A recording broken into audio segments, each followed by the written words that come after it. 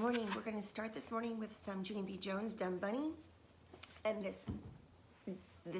today we're on chapter 8, and it's called Swooping. And if we summarized what happened in chapter 7, we'll remember that they said it was called polite rules, and they had to think of things. Well, actually, Junie B added some extra rules to the rules that Lucille's parents said about being polite, no running, no hurting, no doing all that stuff. And then Junie B said, and no tackling. And the mom was surprised that anybody would even bring up tackling. And so also no scuffling or tackling. And now we're on chapter 8, and it's called Swooping. We're on page 88. If you want to grab your books and read along with me, remember to check my reading and make sure I'm reading good. Well, the children ran. The children ran everywhere, I tell you. They ran to and fro and up and down and back and forth and here and there. Also, Roger ran sideways and Lanny ran in a circle. I watched them very fascinated. Some of the children were tackling and scuffling. Sheldon went through a shrub. That's when Lucille's daddy blew his whistle again. Tweet, tweet, tweet. Everyone come back here right now, he shouted real mad. Sheldon had a stick in his ear, and he sputtered and stuttered and pointed at May. She pushed me, she pushed me. May pushed me through a bush. May stamped her foot. No, I did not, Sheldon. I did not push you. You pushed yourself, she said. She turned and looked at the daddy. It was the darndest thing you ever saw, she said. He shoved himself right through that bush. The daddy stood there a real long time, and then he walked to a picnic bench and he sat down real slow. And he hit himself in the head. I went over and tapped on him. I would just like to point out that the bunny did not run. I said the bunny was the only one who walked. May overheard me. That's because the bunny can't run or the bunny falls down, she called. The bunny should not get credit for that. The daddy hit himself in the head again. I walked back to Herbert. He looked kind of worried. The daddy is becoming unglued, he said. I nodded.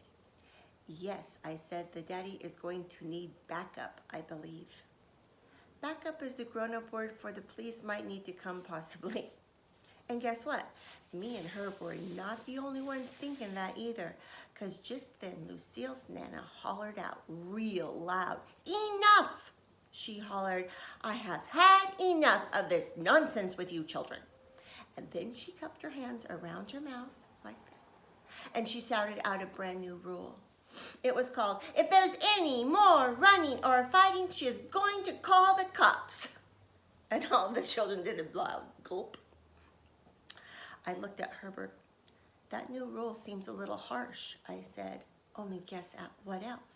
The new rule worked, I think, because pretty soon the Nana started the egg hunt again, and this time no one ran at all. No one even walked hardly. Instead, we all behaved like little ladies and gentlemen, and we hunted for eggs very polite. May stuck to Sheldon like glue, and I tried to stick to him too, but my giant feet could not keep up that good. May kept on grouching. You're not going to get the golden egg before I do, Sheldon. Even if you know where it is, I'll still beat you to it, she said. I'm all over you like flies on egg salad. Sheldon rolled his eyes. But I don't know where the golden egg is, May, he said. I've already told you that. I don't know anything at all. I cupped my mitts around my mouth. I believe you, Sheldon. I believe you don't know anything at all, I shouted. I've never thought you've known anything at all. After that, I hurried to catch up to him, because I definitely thought he knew something, of course.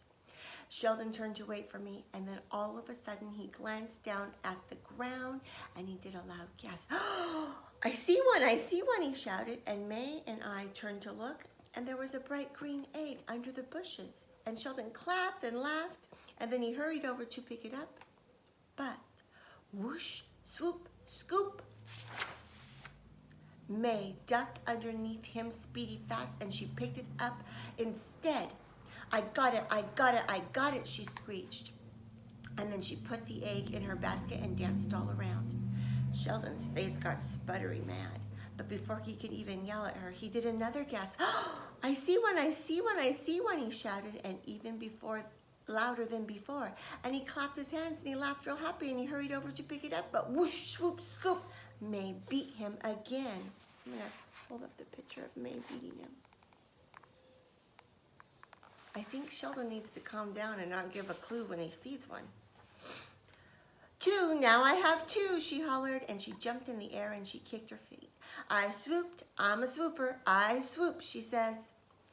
She ran back to Sheldon and leaned in his face. "I knew I would beat you at this game," she said. "Now I have 2 eggs and you and Junie B have..." She leaned her head into our baskets. Let's count them. 0, ha, you have 0 and I have 2. 2 to 0, 2 to zippity zip, 0. Sheldon looked at me real upset and I frowned my eyes at him. "Helpful hint," I said. "Stop shouting, I see one." Sheldon pointed at his magic egg shirt. "But I just don't get it, Junie B," he said. "My grandpa said that the egg is with me, so why isn't this magic shirt working?" I looked closer at the egg dribble. "Maybe it's not lucky," I said. "Maybe it's just dirty." Sheldon slumped his shoulders. Then he reached down his finger and he flicked the egg off. Only wait till you hear this. Just as he flicked it, his eyes got big and wide.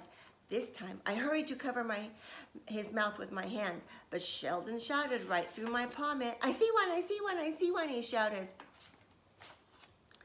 Then before he could move his feet, whoosh, swoop, scoop, May grabbed egg number 3. She twirled in a happy circle around us. 3 to 0, 3 to 0, it's 3 to 0, she yelled. Sheldon stood real still, and then very slow, he put down his basket. And he stretched out the sides of his mouth with his fingers, and he stuck his tongue out at May like that. That was appropriate behavior, I believe. And after that, he snatched his basket up again, and he tried to rush away from May, but too bad for Sheldon, because May stayed right exactly on his heels. They were walking too fast for me to keep up. I stopped and watched them go.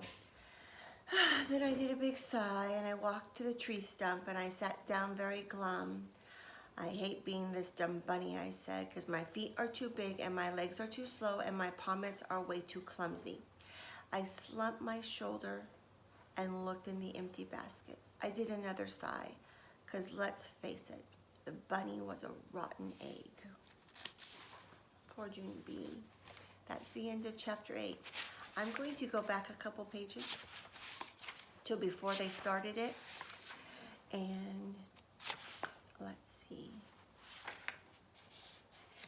When Lucille's dad was getting all upset and he was sitting at the table and bumping his head, and Herbert said, "The daddy is coming unglued." What do you think that means, coming unglued? Does it really mean that we're glued together? No, it just means he was kind of getting really like worried about everything and getting frustrated, huh? And then